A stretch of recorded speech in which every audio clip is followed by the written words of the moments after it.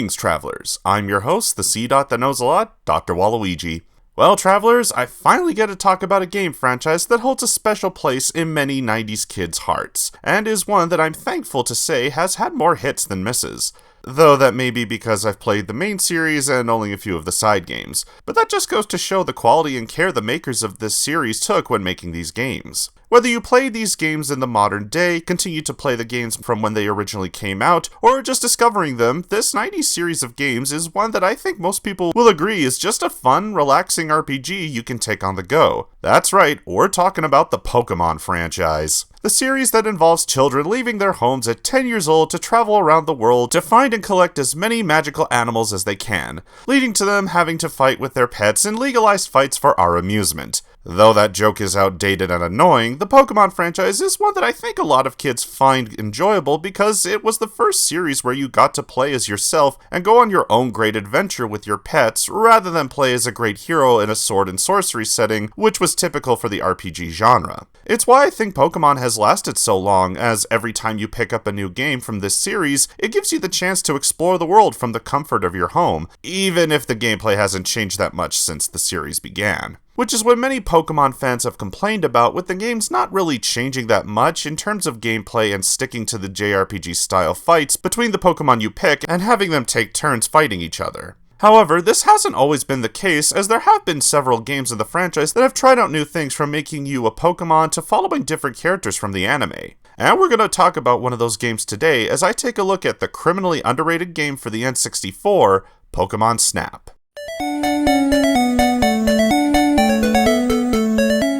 Released on July 26 of 1999 in the West, Pokemon Snap was one of 5 Pokemon-based games released on the N64. This game being developed by HAL Laboratory, the same people who made the Kirby games and the Smash Bros. Games. In fact, this game came out 4 months after the first Smash Bros. Game. The game went through several redesigns, originally being planned to be released as 2 separate games on the Japanese exclusive add-on for the N64, the 64 Double D, but those ideas were scrapped and we got this game instead. The game has since then been one of the most popular games that was released on the N64, selling over 1 million copies, being the most rented game from Blockbuster at the time, and receiving high critical praise to the point that the game got re-released on the Nintendo Switch and received a sequel back in 2021. As I explained back in my Spyro the Dragon review, my family didn't own any of the big-name 90s consoles until I bought them myself. But when I was younger, I got the chance to play this game and several others at my cousin's house when we were visiting some family for the summer. It was the game I remember playing the most when we were out there, and it was one of the games that got me interested in collecting for the console. And while I only recently beat the game, I do think that it's one of the more fun and relaxing games to play, going for an on-rail shooter type of game instead of the JRPG style that the handheld games were known for at the time.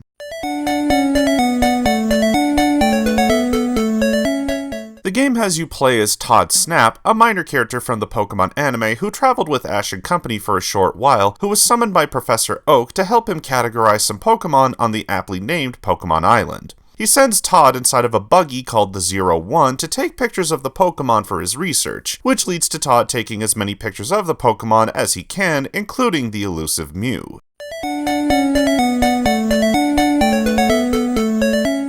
I think it's obvious to everyone watching that the game was designed to mimic the animation of the original anime, which at the time was very impressive that we got something that looked as good as the show. Keep in mind that the Pokemon game series was only on the Game Boy consoles, and the graphics weren't exactly the best compared to the games of today. So when this and the other games came out, it was amazing to see them look like the show did. You could really tell that the creators of this game wanted to take the time to create a game that you could see as a spin-off episode or series of the show, and they pull it off spectacularly. Though if I had to nitpick about one thing, it is that some of the animations for the Pokemon moving around does look a little stiff and blocky. But that's what happens with a game that's almost 30 years old. The gameplay is one that's very unique for this series. In this game, you ride along a set track in the 01, a buggy invented by Professor Oak. Along the way, you use Todd's camera to take up to 60 pictures of the Pokemon along the 7 courses on Pokemon Island, where your goal is to unlock the final level to try and take a picture of Mew. The gameplay is very similar to on-rail shooter games like House of the Dead, Time Crisis, and Star Fox 64, except in this game they limited the amount of the original 151 Pokemon you can take pictures of to just 63, where you show the best pictures you took on the course to Professor Oak, where he grades you on the quality of the picture. This tends to be where the game falters for a lot of people, as someone might think that they have a good picture, only for Professor Oak to think otherwise and give you a much lower score. However, you can go back through a level and retake the pictures as many times as you want, which is also the way you get to the final level and where you gain the 3 extra abilities, being able to throw an apple or a pester ball, both of which will cause certain Pokemon to come out of hiding or cause them to evolve in certain areas, and you also get a Poke-Flute that will cause the Pokemon to dance or awaken, opening up new parts of the levels. I think that's what makes this game very relaxing to me. It's a game that you don't have to really focus on beating, and every time you replay the levels, you open up something new that will take you to the next level of the game, making the game feel just as adventurous as the mainline games, as well as feeling like you have more control over the world and being able to make certain events happen from the effort you put into taking pictures of the Pokemon. Speaking of which, I want to mention one cool thing I saw as a kid when this game came out with the tie-in machine that was released to Blockbuster, the Pokemon Snap Station. You see, travelers, back in the day, there were these machines in these old video game rental stores called Blockbuster, where you would go and rent movies and video games, as well as video game consoles for a weekend, and then after you were done with the thing you rented, you'd return that item or else pay a late fee for not returning it on time. But one thing that I remember most about Blockbuster was the promotional material of new games, especially Pokemon-related material. It's where this thing comes into play with the Pokemon Snap Station, where kids could bring their Pokemon Snap or Stadium cartridges and be able to get certain pictures of the game printed off and have them as cool stickers or pictures that were the size of postage stamps.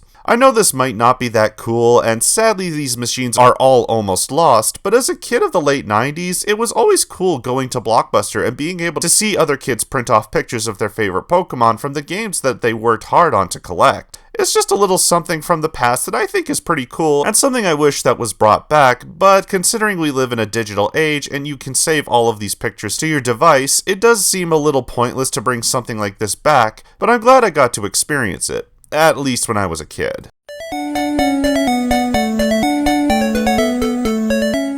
For one of the first niche games I was aware of, it still holds up despite the dated graphics and the controls not being well polished compared to more modern games. But much like the anime, it has a charm to it that makes me return to this and a few of the other Pokemon games on the N64. Especially for a game that took an RPG series and made a fun and relaxing on-rail shooter that I think is good to play during the summer months. Overall, I give Pokemon Snap an 8 out of 10. If you can find a copy of this game, whether it be on the Switch store or an emulator, I say check this one out, as it's a fun time for the upcoming summer season. Thanks for watching, I'm Dr. Waluigi, and remember, don't judge a book by its cover, cause you'll never know what's inside. Good night, everyone.